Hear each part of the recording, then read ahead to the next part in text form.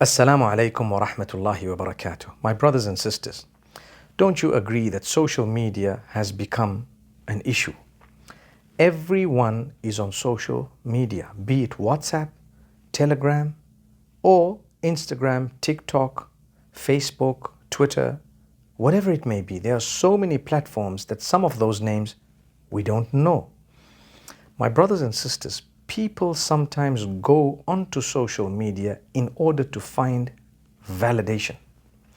People want likes, they want follows, they want to be famous, they want to make money sometimes because they've heard that you can make money, and therefore they end up doing silly things that are at times displeasing to Allah subhanahu wa ta'ala, or compromising their own morals and values in order to achieve that.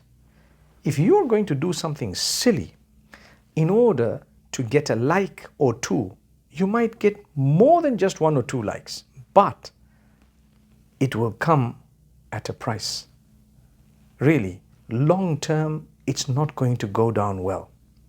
Similarly, if you're doing something that is unacceptable in terms of what Allah has ordained as a believer, obviously those who don't believe, perhaps this wouldn't help them. But if you're a believer, what has Allah taught? He's taught you to be disciplined, to hold high morals and values, and that discipline would actually bring about contentment and happiness and so much more. If you want to be content and happy, you need to be disciplined. That discipline will bring about the fulfillment of goodness, that even if you're using social media, which is not a bad thing on its own, it's the way we use it.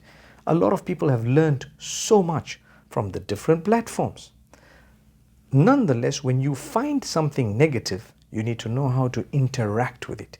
You need to know how to keep scrolling. Don't waste your time with it. Stop at that which you believe is beneficial. The minute it meanders into territory that is no longer beneficial, keep rolling. Keep rolling.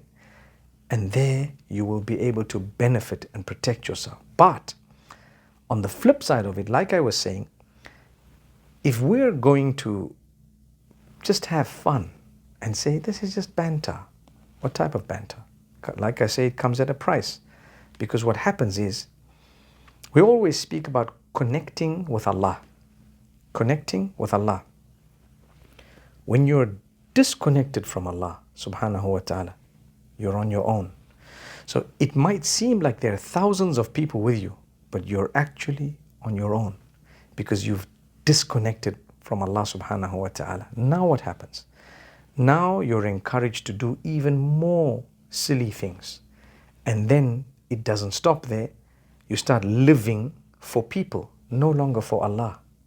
So my life rotates around me showing people everything, whatever they want to see, anything that makes them happy.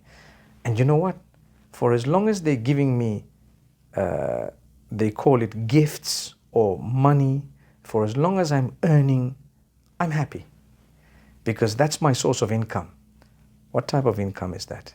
Is it filled with blessing? Number one, you disconnected yourself from Allah in order to have an income. I'm talking about believers.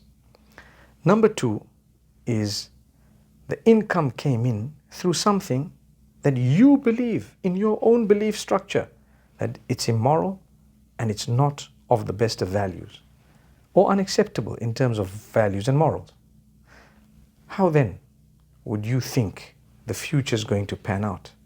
May Allah Almighty protect us. This is why we say social media is not easy to navigate, but it's not harmful on its own. It's how you use it that would determine whether it is acceptable or not in terms of its use.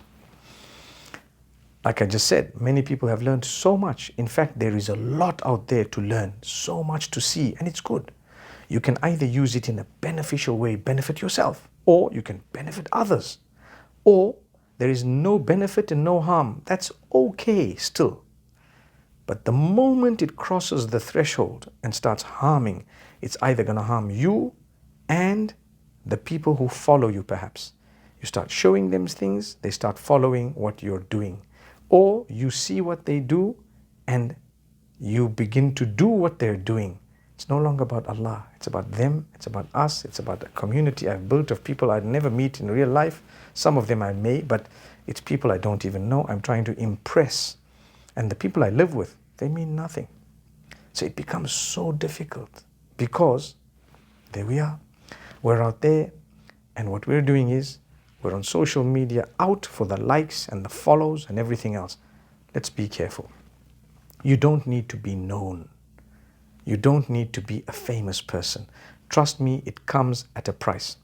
Yes, if Allah has allowed and you've worked in a good way to whatever it may be your business, it may be faith-based, it may be something you're teaching worldly, it may be, for as long as it's something permissible, it may be a brand you have, it may be something you're showcasing, it may be your artwork, whatever it may be. For as long as it's something permissible, insha'Allah, Allah will allow you to grow. Yes, you work hard, you want it to get out there, inshallah it will. But don't compromise your link with Allah to achieve that. That's all I'm saying. That if we are going to compromise our link with Allah, we've failed in our use of social media. It will be bearing witness against us on the Day of Judgment. And just like there would be millions of people following a good example, there would also be millions of people following a terrible example. So if you are to say something positive and people followed you, it's going to bear witness for you. And if you're going to say something negative and people follow you, then it's going to bear witness against you on that day. Therefore, be careful. People sometimes say things that are so nasty. The comment section on a lot of social media platforms is hilarious, but it's sad at the same time, because people who are generally supposed to be believers, worried about and concerned about the Day of Judgment, they don't even think what they're saying, what they're talking about. You haven't ever met this person, you haven't given them a chance to clarify, you don't even know what's going on, and here you are with the biggest and dirtiest and filthiest comments that are not actually you. So it's not you, but you didn't think about it. You know why? You disconnected, unplugged from Allah before you plugged in with shaitan, and you didn't think. So you just started commenting, saying one thing after another. No matter how pious you think you are, that's not acceptable. So let's consider this. Let us, in these blessed days, think about what we type and what we say online. It's very dangerous.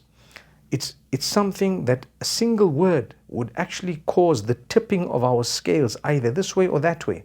The hadith says, whoever believes in Allah and the last day should only utter that which is beneficial or remain silent. If you really believe that there is a day of reckoning, you wouldn't utter a word that is going to be held against you. Because when the scale is put in, you just need one more word to tip it. What if that word was that negative word? I'd rather it be the positive word. Remain silent or say something good.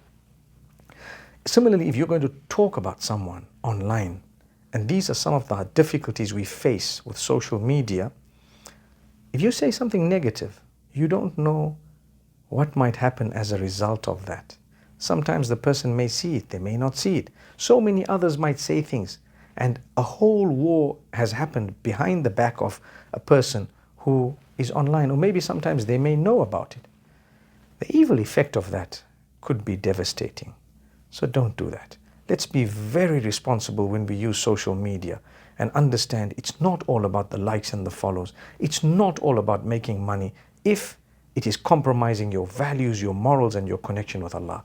If it is connected with Allah, insha'Allah, whatever you're trying to do will always succeed, even if it is a worldly thing.